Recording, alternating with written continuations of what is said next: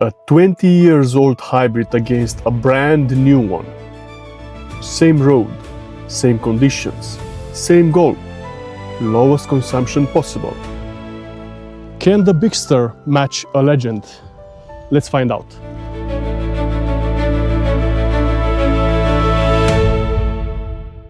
This one is a little bit different. Destination Baia Mare, the next county capital on the list. But this time I'm not alone. A follower from Baia Mare reached out when he found out I was coming to his city. His proposal? His 2006 Toyota Prius Gen 2 against the Bigster Hybrid 2025. 19 years of difference, same mission. I said yes. The sunny weather on the day of the test came with temperatures between 16 and 21 degrees Celsius. Good conditions for a fair comparison, I'd say perfect. The plan has three distinct parts. Part 1, the usual round trip to the city capital, but this time I won't insist on it. Part 2, first test between the Prius and the Bigster. Almost 50 kilometers of mountain switchbacks on the Gutin Pass. Around 700 meters of elevation change. This is where the hybrid system earned their keep. Part 3, Baia Mare to Satu Mare and back. Around 112 kilometers of flat, straight road. Speed up to 100 kilometers. Villages, towns, no major elevation changes. This is where we chase the lowest possible consumption. Both cars are running simultaneously. Same traffic, same conditions, same benchmark. Same drive mode and with the AC on and off in the same time.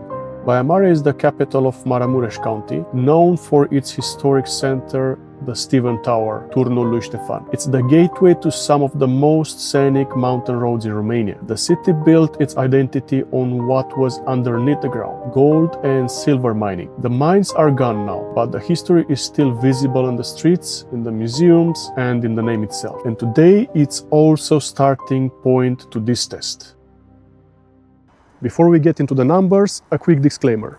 This is not a fair fight on paper, and is not meant to be. The Bigster Hybrid 155 is a 2025 car. Fresh technology, modern platform, latest generation hybrid system. The Prius is from 2006, first generation of what would become the global hybrid benchmark.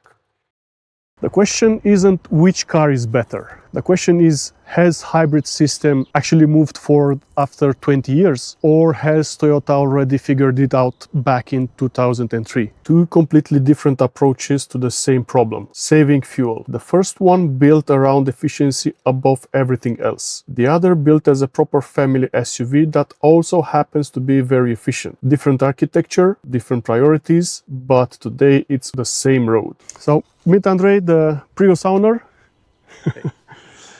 He knows his consumptions numbers in details and he's confident in them. He has quite a lot of experience with hybrid system, and on the other hand, I'm at my first experience and it is less than 4 months.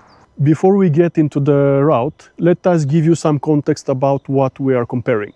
The Toyota Prius Gen 2 is not just any car. It won European Car of the Year back in 2006. It's not a close call. It sold 1.2 million units worldwide and is widely credited for marketing hybrid technology mainstream. This specific car is from 2006, 20 years old, and is still running, still being driven with the original hybrid battery. That alone tells you something. Hey everyone! I brought the car in 2018 and I'm the second owner. It was a rare example of a second generation Prius with low mileage. It was less than 100,000 kilometers at that point. So I'm using it for 8 years already and now it has 172,000 kilometers. It does a very good job and as an all-purpose family car. I would like to briefly describe the similarities and the differences between those two hybrids. So the common points, both vehicles feature high voltage hybrid system, that means more than 200 volts, that can drive the car alone for short distances and with limited load. The electric motor can drive the wheels alone or in synergy together with the thermal engine. For the both cars, the battery is small, it's close to 1 kilowatt hour, and it is charged by regen braking or downhill by self-charging. Most accessories are electric: air conditioning, power steering, alternator, so there are no belts. There are two separate cooling circuits, one for the engine and one for the inverter. The inverter is the system that converts the direct current from the battery to the alternating current necessary for the electric motor. Both cars are well suited as family cars, spacious and economic. There are a few differences that I would like to describe. First of all, the battery technology. In the Bigster we have lithium-ion battery, and in the Prius we have old-fashioned nickel-metal hydrid. The usable battery capacity is also an interesting point. The Prius is actually using only 40% of the available capacity, between 40% and approximately 80%, versus the Dacia hybrid system is using somewhere between 20 and close to 100% of the battery. So we have an advantage here for the economy point of view, but it might affect the battery on long term, but we don't have such data yet. The transmission is also very different. In the Prius we have ECVT, continuously variable transmission with no fixed gears, versus the multi-mode transmission in the Dacia hybrid system. It has 4 mechanical gears and 2 gears for the electric motor. The second generation Prius actually has one more belt that drives the water pump for the thermal engine. Starting from third generation, there are no belts. Everything is electric. In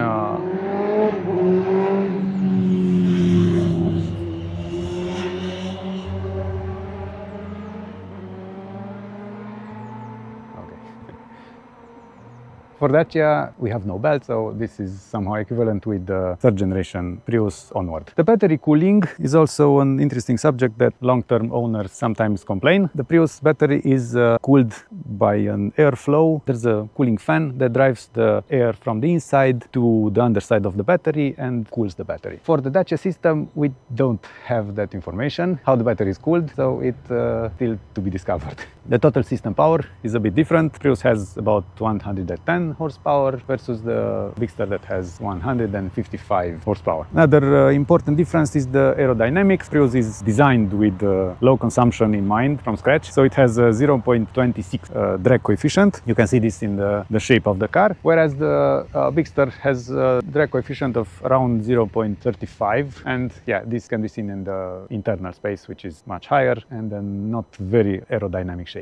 Let's move to the first comparative tests. We reset both trip computers and set off. Gutin Pass, about 50 kilometers round trip, 750 meters of elevation. On the climb, Prius took the first point, 7.0 liters per 100 kilometers, against 7.3 liters per 100 kilometers for the Bigster. Advantage, Prius. On the descent, the Bigster recovered. By the end of the full Gutin test, the numbers flipped. Bigster 3.8 liters per 100 kilometers versus Prius 4.1 liters per 100 kilometers. The bigger battery usage range is a plus for the Bigster. You could call it a draw, but there's an important detail. We didn't reset the trip computer before the descent, so the final consumption figures includes both the climb and the descent together, not the descent only. Keep that in mind when you're reading these numbers.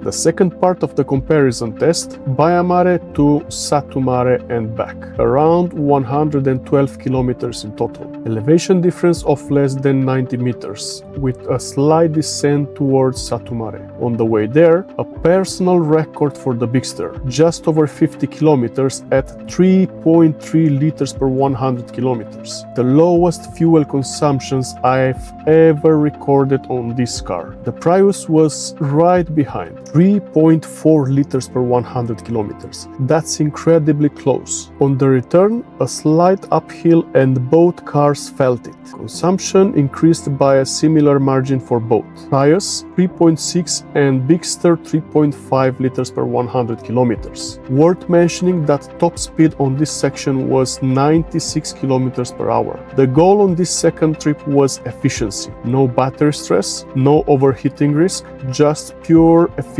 on the flat road.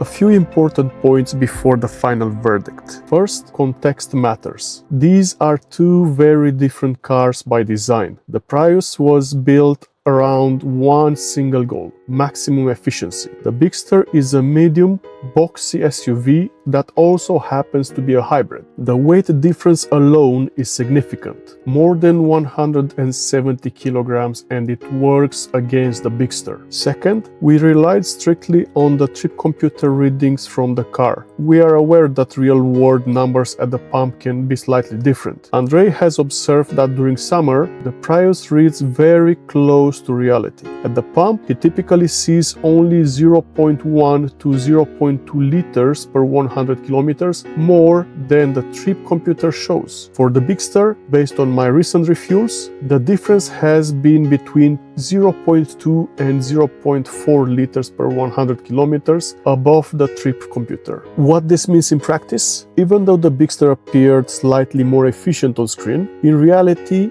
there might be no real difference at all. And honestly, the gap is so small that I consider this a draw. One final thought. The goal of this test was never to decide which car is better. It was to see how efficient the Bigster can actually be compared to an older hybrid that you might currently be thinking of replacing. And the answer is clear. The Bigster holds its own.